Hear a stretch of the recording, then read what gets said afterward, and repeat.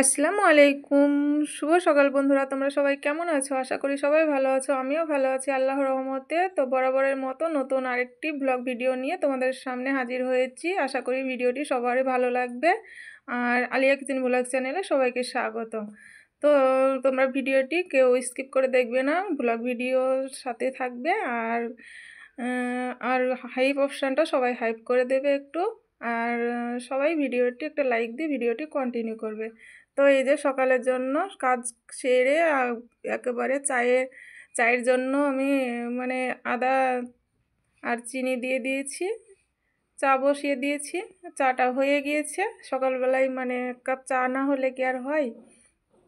তো এই জন্য আমি সকালে চা করে নিলাম। এবার চা মানে খেয়ে নেব। আমার ছেলে চা খাচ্ছে, আমিও চা খাবো, আমিও খেয়ে নেব। তারপরে বাকি আবার অন্য কাজে মানে লেগে পড়ব। এই যে চা খাচ্ছি আর এই যে আমার ছেলে মোবাইল দেখছে। মানে মোবাইল দেখাই লাগবে, কোনো মানে মাপ নেই। মোবাইল দেখতেই হবে আর খেতে হবে।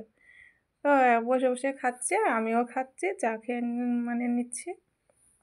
তো আমার ভিডিওটি নতুন যে সকল বন্ধুরা দেখছো, সকলেই নতুন হয়ে থাকলে চ্যানেলটি সাবস্ক্রাইব করে চ্যানেলটির পাশেই থেকে যাবে।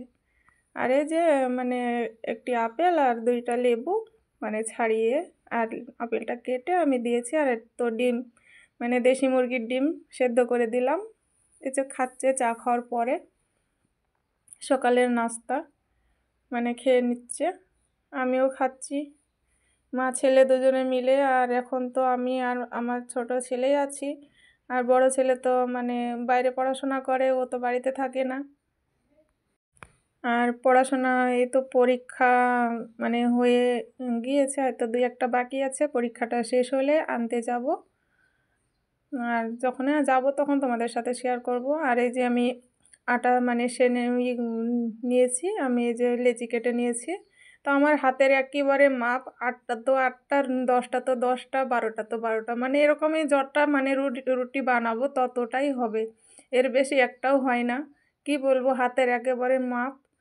তো তোমরা মানে বিশ্বাসই করতে পারবে না। তো আমার হাতের এমনই মাপ, মানে যেটাই যা করব মানে একবার কারেক্ট। তো আমার ভিডিওটি দেখলে অনেক টিপস ফলো করবে, অনেক কিছু আছে ভিডিওর মধ্যে।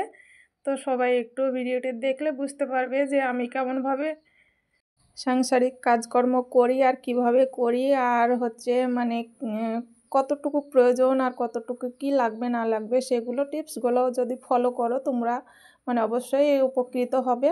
তো আমি এই যে রুটিগুলো বেলে নিয়েছি, বেলে মানে আবার সেঁকে নিচ্ছি রুটিগুলো। তো আমি এইভাবে রুটিগুলো সেঁকতে অভ্যস্ত, মানে খুব ভালো লাগে এইভাবে।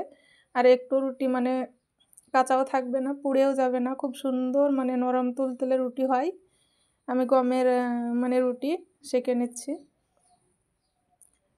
তো আমার ভিডিও যদি ভালো লেগে থাকে চ্যানেলটি সাবস্ক্রাইব করে পাশেই থাকবে বন্ধুরা। আর আমাকে কমেন্ট করে জানাবে আমার ভিডিও কেমন লাগে আর কীরকম ভিডিও তোমরা চাও, অবশ্যই কমেন্ট করে জানিও। আর মানে সব ভিডিও তো দেয়া যায় না, সারাদিন কি কাজকর্ম করি, সব ভিডিও দিতে গেলে তো অনেক বড় ভিডিও হয়ে যায়। সেই জন্য মানে যতটুকু পারি চেষ্টা করি ভিডিও মানে যত ছোট করে রাখা যায়, আর বন্ধুদের যাতে মানে সুবিধা হয় ভিডিওগুলো দেখতে।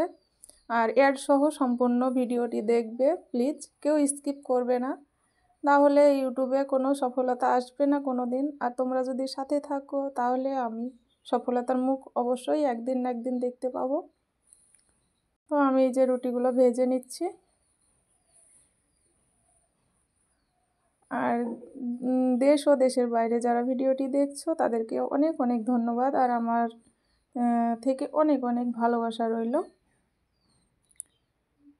আমার রুটিগুলো এক এক করে সেঁকে নিচ্ছি, দেখতে পাচ্ছ। আর আমার রুটি সেঁকা কেমন হয়েছে অবশ্যই কমেন্ট করে জানিও।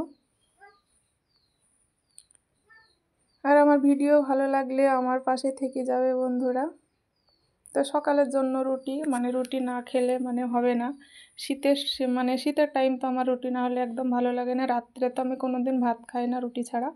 মানে সকালে এই যে রুটি বানালাম, এই আমি মানে করব, মানে রাত্রে আমি এই রুটি খাবো। মানে দুপুরে ভাত রান্না করব, ওই ভাত দুপুরে খাবো। আর রাত্রে মানে আবার রুটি খাবো। আমার রুটিগুলো সব সেঁকা হয়ে গিয়েছে, মানে রুটি আমার সব কমপ্লিট। মানে তোমাদেরকে প্লেটটা দেখাইলাম। তো আমার রুটি সব কমপ্লিট সেঁকা হয়ে গেল। তো আমার দেখতে পাচ্ছ কত নরম, মানে গ্যাসের চুলায় তবুও মানে চুলার মতো রুটি হচ্ছে। আমি মানে যেভাবে রুটি করি এইভাবে রুটি মানে একটু আটাটাকে ভালো করে সানলে এইভাবে গ্যাসের চুলায় একেবারে চুলার মতোই রুটি হয়। তো আমি রুটিগুলোকে একটু ঝেড়ে নিলাম, মানে ভাপটা বের করে নিলাম। ভাপটা বের করলে কি হয়, মানে রুটির কোটোতে তো হয় না, মানে ঘেমে যায় না। তো আমি এবার রুটি খেয়ে নেব। হাত ধুয়ে আসলাম, হাত ধুয়ে এসে রুটি বানিয়ে হাত ধুয়ে এসে এবার রুটি খেয়ে নেব। আর আমার ছেলে এখন খাবে না, মানে সকালে নাস্তা খেলো, এই জন্য এখন খাবে না। তো এখন খেলাতে মানে ব্যস্ত, খেলতে। আর এই যে আমি রুটি মানে খেয়ে নিচ্ছি। তো আমার ভিডিও কেমন লাগলো অবশ্যই কমেন্ট করে জানাবে বন্ধুরা। আর আমি এই যে এটা মানে বিরিয়ানির চাল আমি মানে কৌটোতে আমি ঢেলে রেখে দেব। আর চালের বস্তাটাও আমি এখনও মানে প্যাকেট খুলিনি, আমি এবার প্যাকেট খুলে আমি মানে ড্রামে রেখে দেব। তো এটা হচ্ছে মিনিকেট চাল, মানে সরু চাল।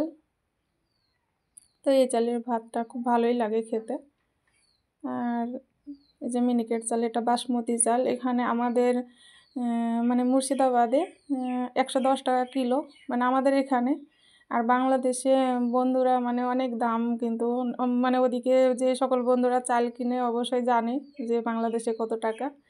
তো বাংলাদেশি বন্ধুরা একটু কমেন্ট করে জানিও তোমাদের ওখানে চালের দাম কত, বাসমতি চালের দাম। আমাদের এইখানে তো মানে 110 টাকা কিলো বাসমতি চাল, আর অন্যান্য আছে আর একটু দাম বেশি। তো আমি এই যে ড্রামে চালগুলো আমি ঢেলে নিচ্ছি। তো ভিডিওটি শেষ পর্যায়ে চলে এসেছি। তো আমার ভিডিও কেমন লাগলো অবশ্যই কমেন্ট করে জানিও বন্ধুরা। আর এই যে একটা ছোট মানে ঢপে আমি রেখে দিলাম এই চালগুলো। তো সবাই আমার ভিডিওটি দেখার জন্য অসংখ্য ধন্যবাদ, আর অনেক অনেক ভালোবাসা রইল। সবাই ভালো থাকবে, সুস্থ থাকবে। আল্লাহ হাফেজ, আসসালামু আলাইকুম।